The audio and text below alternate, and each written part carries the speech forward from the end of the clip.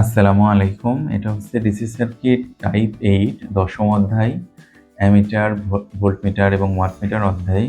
Tesla volume 1 এর 4th এডিশনের example 11 বলছে wattmeter reading নির্ণয় করো।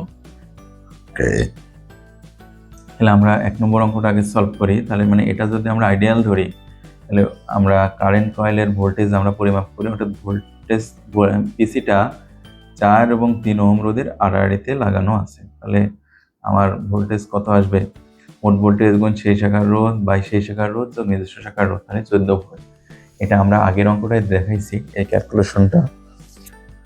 আর কারেন্ট কয়েলের রোধ অর্থাৎ এই জায়গার কারণে একটা সিরিজ সার্কিট, মোট তাহলে একটা সিরিজ সার্কিট যদি এটার কোনো প্রেশার কয়েলের রেজিস্ট্যান্স যদি অসীম হয় তাহলে এদিক দিয়ে কোনো কারেন্ট যাবে না।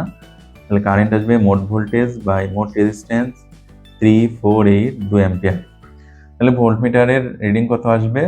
14 গুণ 2 তাহলে 28 ওয়াট। এটা হচ্ছে আমার একটা উত্তর। এটাকে আমরা WMO দিতে পারি।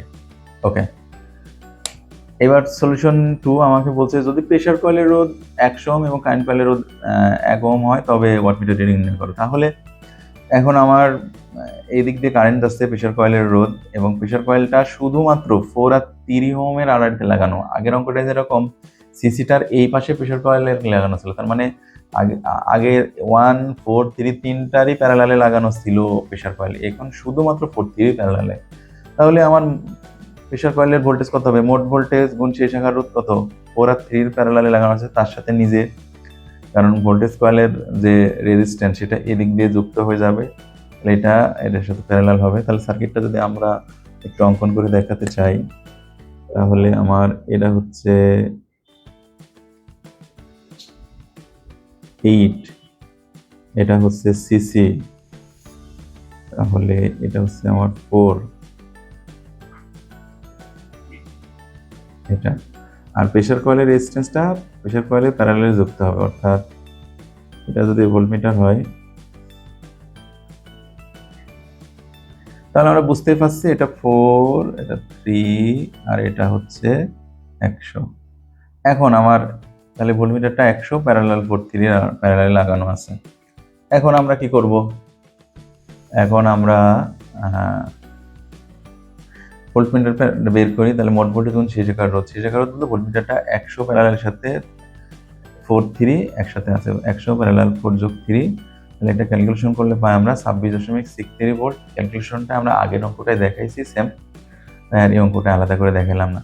তাহলে কারেন্ট কয়েলও সেম আসবে, যে এখন এটা প্যারালাল, তাহলে আমার সিসি আছে এই জায়গাটায়, অর্থাৎ মোট কারেন্টই কিন্তু এখন সিসি। আগের অঙ্কটায় যেরকম মোট কারেন্ট ছিল না, ডিভাইডার হয়ে গেছিল, এখন কিন্তু 8 এর সাথে সিরিজে, তার মানে মোট কারেন্ট, তাহলে মোট ভোল্টেজ বাই মোট কারেন্ট, মোট রেজিস্ট্যান্স কত? 100 সাথে 4 আর 3 7 প্যারালাল যোগ 1 এই সিসির 1 যোগ 8, তাহলে আমার 1.93 অ্যাম্পিয়ার। তাহলে ওয়াটমিটার রিডিং আমার পাঠ আসতেছে 24.38 ওয়াট। ওয়াটমিটারের ভোল্টেজ এবং কারেন্ট গুণ করলে 24.38 ওয়াট।